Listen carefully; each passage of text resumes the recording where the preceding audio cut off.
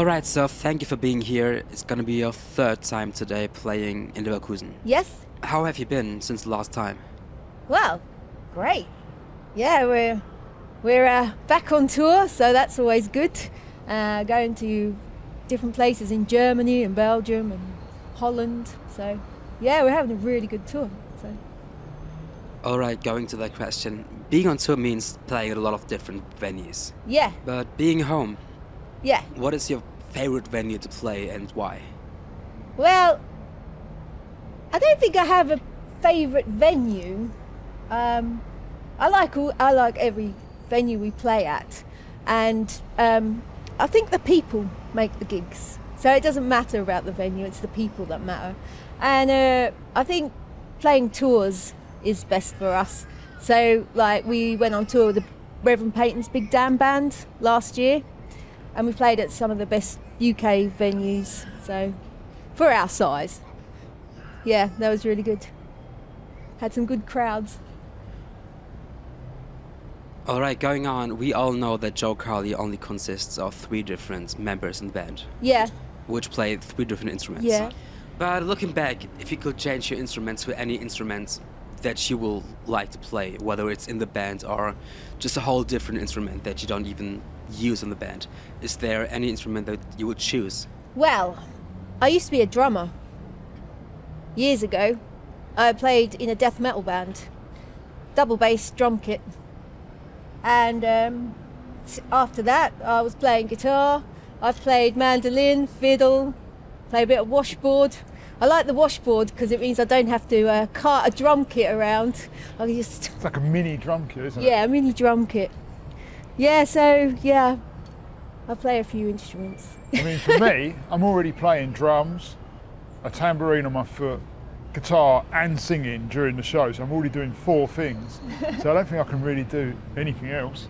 I'd like to have a banjo again. I used to play banjo on the albums and sometimes at the shows, and I'd love to do that again. I'm going to look into doing it soon. I'd like to bring that back. I used to record it on the albums and play it. So yeah, that'd be the good thing, the banjo. I miss that. So let's think about the concerts you played in the past, like in front of small crowds. Mm-hmm. Or just like now where you've played in front of big crowds, like hundreds of people listening to you. Yeah. What do you prefer, the smaller or the bigger crowds? Personally, I like the bigger crowds because you can lose yourself and the audience can lose themselves. But I can see why small venues, people like coming and getting up close and watching us very closely. People enjoy that. But yeah, for me, I like the bigger crowds. For me, some of the best shows we've done have been the huge crowds, and then some of the best shows we've done have been the small ones. So you can just never tell, can you? Because it's like you say, it's the people. Predict. The people, you know, like when there's hundreds of people, you lose. Like you say, you lose yourselves. But with small crowds, sometimes you meet some really cool people, and they get to experience the show like 1-to-1 almost, which is really cool. Yeah, I mean, it's always different when you play in front of like drunk people who just always like... If there's what? Drunk people who just like always disturb. Yeah, that's always fun. But being on the stage as much as you are, many people know that the person on stage doesn't have the same personality as off the stage. Mm-hmm. Yeah, I do, dramatically. I am aware of that. And I thought so. But do you see yourself that your stage persona affects your normal personality at all? I feel most comfortable on stage. I feel like myself. I'm a little bit crazy, have a bit of dark humour. But when I'm off stage, I'm a bit shy and awkward. Don't know what to do with myself. You're the opposite, aren't you? You're normal on stage. Yeah. And strange and weird when you meet when someone meets you in person. Yeah. And going right into that, what is one thing that listeners don't know about you that you would like them to know? Did I what? Sorry? That you would like them to know. Oh. Well, there's one thing maybe that people might not know is when me and Tim first met, we were both playing in death metal bands, and we met on the night that we were playing the same gig, and his band had to borrow my drum kit. So yeah, that's how we met. And then we bumped into each other at a Gore concert, and we were just covered in fake blood and stuff from the concert, and we were on the train home together. And then after that, we got together at a Mayhem concert. So yeah, so I don't think people would really guess that. We've had a few different lives. So yeah, we were playing in separate bands for years before we played together. When you're not on the stage, what is your job in the band? In the band, well, I call myself the band leader, the music leader. It's me that kind of decides how it's going to sound and what songs we're going to play on the night, things like that. And rehearsals. I'm in charge of the rehearsals. But I'm the tour manager, and I'm also the video director, and in between us we're the video editors, and we're the music producers between me and you, yeah, and the songwriters, the drivers between us.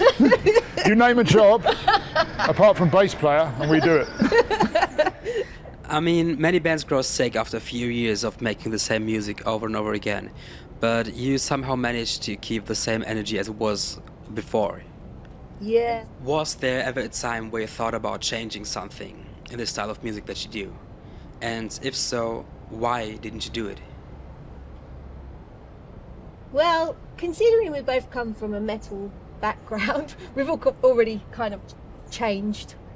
I think we're constantly... I did a string band for years as well, and then our banjo player left, so I got Tim to play banjo, and that's when we started playing music together. And then we completely changed our life and decided to do some music together, and yeah, so we've been doing that ever since. So we're kind of like, we're influenced by 1930s music is what influences Joe Carley and the Old Dry Skulls. So a lot of old blues, bluegrass, calypso, and we're still discovering the music now, so it's always new to us. So at the moment, backtracking all the time. One thing I have to know is, how is it for you to be in the band with the person you're married to? I mean, it could be the best thing ever. Yeah. But it could also be a strange thing because your partner's always with you. Yeah. How is it for you two? Well, for me, I think it's like being in a band with your best friends. So we have a laugh. We do argue sometimes, but not that much. We talked about this earlier, didn't we? And we said if we weren't in a band together, we'd be in two separate bands, touring just as much, and we'd never see each other. So if we want, our life's dedicated to music and our life's dedicated to touring. So if we want to see each other, we have to tour together. If not, we'd never see each other. We'd be in two different bands in two different cities. Yeah. Doing two different interviews right now. And let's get into that. From busking around the UK to playing major festivals alongside bands like Queens of the Stone Age. Yeah. Was there ever a time where you just look back to where you've started and where you are now? Yeah. What's gone through your head? How has this journey been for you? What's going through my head? Well, it's been an amazing journey, and look, when you first start out, you have these ideas of what's going to happen and where you're going to end up, and it just doesn't go that way, and it just takes you on, what's the word? A winding path. And you think when you start, don't you, that there's going to be a destination, like you say, from busking to a big festival, and you think that's the destination. And when you arrive at the big festival, you've gone such a winding path to reach there that everything's changed, and there's all these other destinations, and you never reach the destination. You keep, with music, the more you do it, the more you learn, and the more you go in ways you never imagined you would go. So you never, as long as you never stop playing, you never ever reach the point of where you look back and think, I've done it all. Yeah. You can never get to the end. The journey is just more interesting than the actual destination.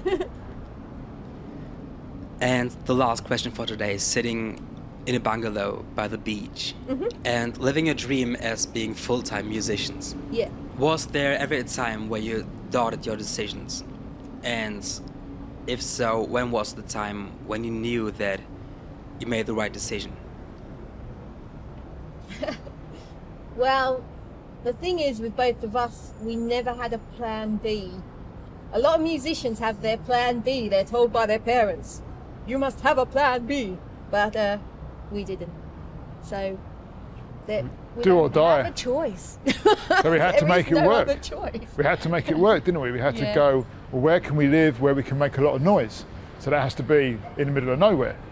And then we want to live somewhere nice where there's a bit of nature. And I guess his question was, when did we realise we'd made really the right decision to live there? Yeah. Would have been the lockdowns, when we had a space to record music, make videos, and then we also had access to the beach and nature.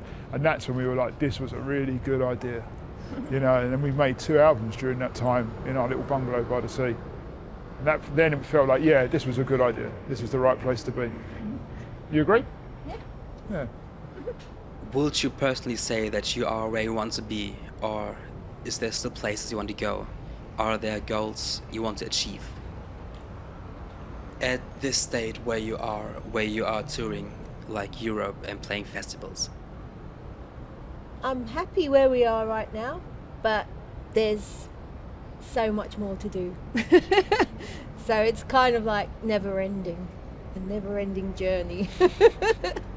There's so many countries we haven't been to. Like, I'd love to go to Japan and play in the USA and stuff like that. So we're always hoping. If anyone's listening, All right, thank you very much. thank you very much. Thank you. And I can't wait for the concert to start. Looking forward to Looking it. forward to it. We love Yeah. this place. People, check this place out. Crazy people come here. Come to shows here. Thank you. I don't need no damn